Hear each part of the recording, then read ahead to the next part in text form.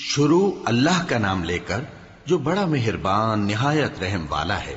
لوگو اپنے پروردگار سے ڈرو جس نے تم کو ایک شخص سے پیدا کیا، یعنی اول اس سے اس کا جوڑا بنایا، پھر ان دونوں سے کثرت سے مرد و عورت پیدا کر کے روئے زمین پر پھیلا دیے۔ اور اللہ سے ڈرو جس کے واسطے سے تم ایک دوسرے سے حقوق کا مطالبہ کرتے ہو، اور قطع رحمی سے بچو۔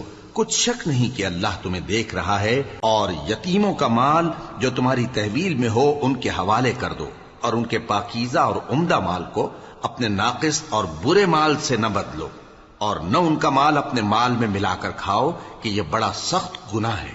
اور اگر تم کو اس بات کا خوف ہو کہ یتیم لڑکیوں کے بارے میں انصاف نہ کر سکو گے تو ان کے سوا جو عورتیں تم کو پسند ہوں، دو دو یا تین تین یا چار چار، ان سے نکاح کر لو۔ اور اگر اس بات کا اندیشہ ہو کہ کئی عورتوں سے انصاف نہ کر سکو گے تو ایک ہی عورت سے نکاح کرو یا باندی سے تعلق رکھو جس کے تم مالک ہو۔ اس طرح تم بے انصافی سے بچ جاؤ گے۔ اور عورتوں کو ان کے مہر خوشی سے دے دیا کرو۔ ہاں، اگر وہ اپنی خوشی سے اس میں سے کچھ تم کو چھوڑ دیں تو اسے مزے سے کھا لو۔ اور کم عقلوں کو ان کا مال جسے اللہ نے تم لوگوں کے لیے سبب معیشت بنایا ہے مت دو۔ ہاں، اس میں سے ان کو کھلاتے اور پہناتے رہو، اور ان سے معقول بات کہتے رہو۔ اور یتیموں کو بالغ ہونے تک کام کاج میں مصروف رکھو اور جانچتے رہو۔ پھر بالغ ہونے پر اگر ان میں عقل کی پختگی دیکھو تو ان کا مال ان کے حوالے کر دو، اور اس خوف سے کہ وہ بڑے ہو جائیں گے، یعنی بڑے ہو کر تم سے اپنا مال واپس لے لیں گے، اس کو فضول خرچی اور جلدی میں نہ اڑا دینا۔ اور جو شخص آسودہ حال ہو اس کو ایسے مال سے قطعی طور پر پرہیز رکھنا چاہیے، اور جو ضرورت مند ہو وہ مناسب طور پر یعنی بقدر خدمت کچھ لے لے۔ اور جب ان کا مال ان کے حوالے کرنے لگو تو گواہ کر لیا کرو، اور حقیقت میں تو اللہ ہی گواہ اور حساب لینے والا کافی ہے۔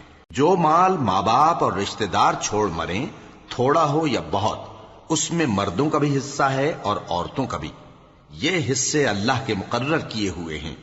اور جب میراث کی تقسیم کے وقت غیر وارث رشتہ دار اور یتیم اور نادار لوگ آ جائیں تو ان کو بھی اس میں سے کچھ دے دو، اور ان سے معقول بات کہو۔ اور ایسے لوگوں کو ڈرنا چاہیے جو ایسی حالت میں ہوں کہ اپنے بعد ننھے ننھے بچے چھوڑ جائیں، اور ان کو ان کی نسبت خوف ہو کہ ہمارے مرنے کے بعد ان بیچاروں کا کیا ہوگا۔ پس چاہیے کہ یہ لوگ اللہ سے ڈریں اور درست بات کہیں۔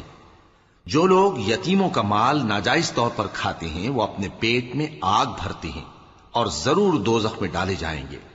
اللہ تمہاری اولاد کے بارے میں تم کو ارشاد فرماتا ہے کہ ایک لڑکے کا حصہ دو لڑکیوں کے حصے کے برابر ہے، اور اگر اولاد میت صرف لڑکیاں ہی ہوں یعنی دو یا دو سے زیادہ تو کل ترکے میں ان کا 2/3 ہے۔